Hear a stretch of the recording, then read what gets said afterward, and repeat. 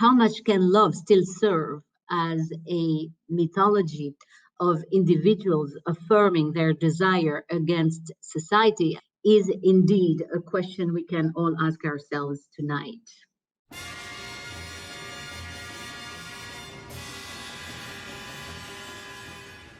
I'm going to give a short statement, and since this is the Day of Love, I wanted to start with a poem written in the 7th century BCE by the lesbian poet Sappho. And I start with this poem because I think that in that single poem, Sappho lays out the key elements that we have come to identify as quintessential to the emotion of love. So here's the poem. Some celebrate the beauty of knights or infantry, or billowing flotillas at battle on the sea. Warfare has its glory, but I place far above these military splendors the one thing that you love. For proof of this contention, examine history. We all remember Helen, who left her family, her child, and royal husband to take a stranger's hand. Her beauty had no equal, but bowed to love's command. As love then is the power that none can disobey, so too my thoughts must follow my darling far away.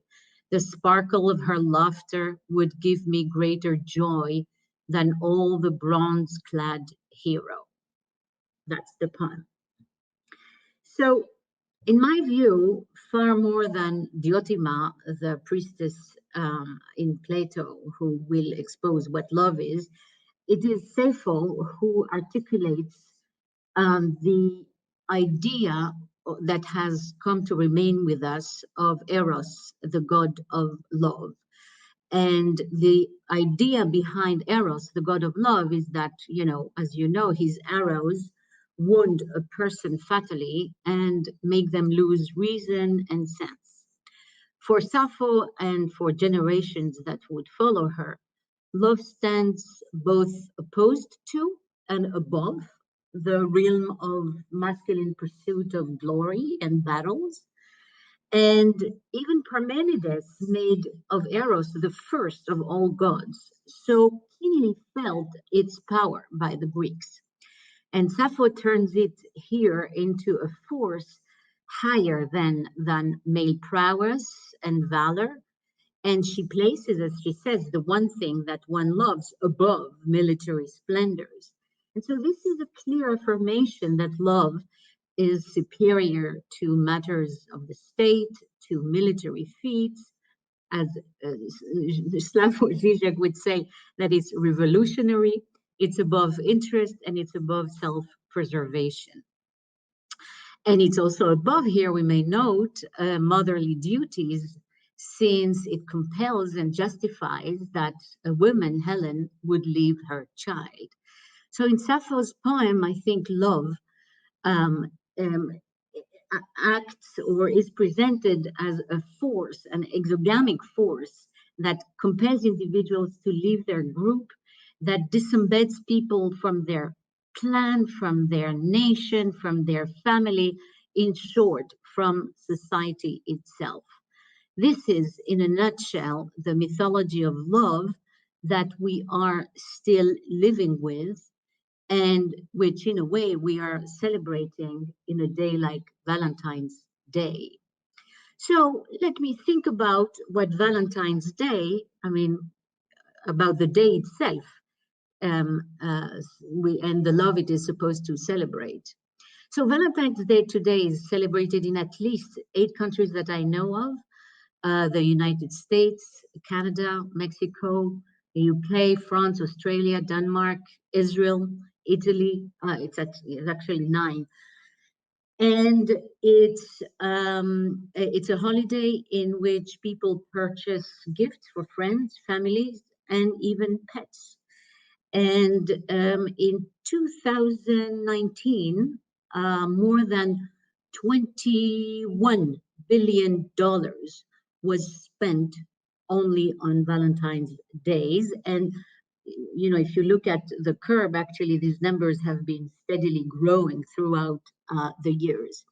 And another also interesting fact is that 60% of people between the ages of 25 and 35 will celebrate Valentine's Day, and this number drops dramatically the older you get, which suggests also that there is a kind of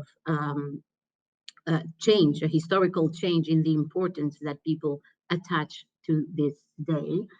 And in some article, I found that each American was expected to spend $162 on average on Valentine's Days on products such as candy, greeting cards, flowers, an evening out, jewelry, clothing, and gift cards.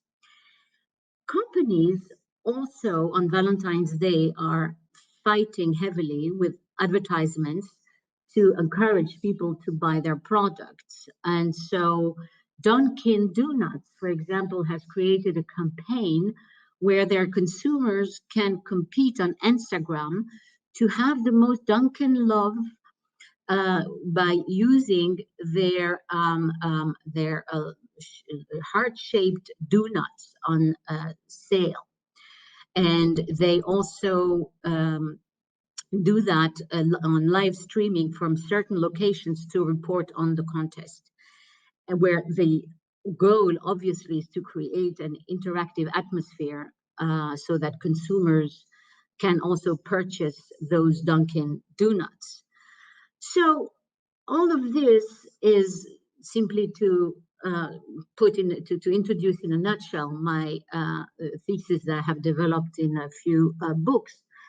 One, and it is that capitalism, especially after World War II, has steadily produced emotional commodities, which I call commodities. The emotional commodity, I think, has gone under the radar of theories of consumption, but is a very strong threads accounting for the development of capitalism from the mid-20th century onwards. So the claim, the view about commodities, it's not to say that emotions motivate consumption. That's banal. Anybody who knows marketing knows that. But more crucially, that emotions have become a kind of commodity. It's a bit similar to the notion of commodity experience, such as tourism and entertainment shows. These are intangible commodities that turn the consumer into an object upon which they act. And so, in fact, a crucial dynamic of the expansion of capitalism has been to extend the commodity experience, and what we buy is no longer a commodity outside of us, but on the contrary, it is ourselves that we consume. We consume ourselves having a certain emotional experience, and thus we become the co-producers of the product we consume. So emotion and commodities, if you want, are co-produced and endow the act of consumption with emotional performativity. The emotion comes along with the consumption. And one category of commodities that have played a very important role in signaling, creating, reinforcing, maintaining in our relationships to others, our caring relationships to others, most conspicuously in friendship, romance, and the families, are caring commodities, commodities which have emerged in the context of the withdrawal of the family into the private sphere, itself a result of capitalism, and the redefinition of the family as an emotional unit, and the increasing emphasis on emotions and intimacy for the formation of the self and identity at large. So in this context, in the context where personal life, intimate life has become an ideal, emotions were made into commodities through the spectacular growth of gift-giving practices, which, as anthropologists have taught us, are crucial to the maintenance of interpersonal bonds. And modern Western giving practices have been institutionalized simultaneously as consumer and emotional practices. So, for example, such holidays as Mother's Day or Valentine's Day are at the same time consumer and loving rituals. Valentine's Day became popular in America as a consumer holiday as long ago as the 1850s, while Mother's Day arose around the 1920s, roughly. And these 2 days were from the outset simultaneously consumer and emotional practices oriented towards gift giving. And the purpose was to affirm one's membership both to the market and to what I would call a caring unit. They do not create emotions, although they may, so much as demand the ritual renewal of the affirmation of the emotion. And so this, for me, illustrates the ways in which consumer culture has not only organized relationships, but also intensified a moral economy of emotional expressivity. And such intertwining of caring and consumption is designed not only to express care, but to establish specific emotions as well. I love you. And I say it again on Valentine's Day.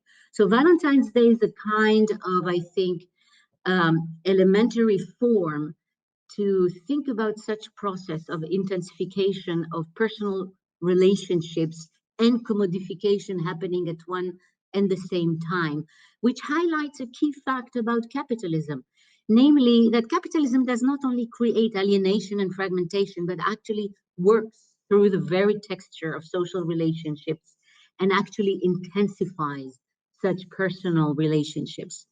And I think romantic love has been key to this process of perfect and smooth integration of consumption into subjectivity.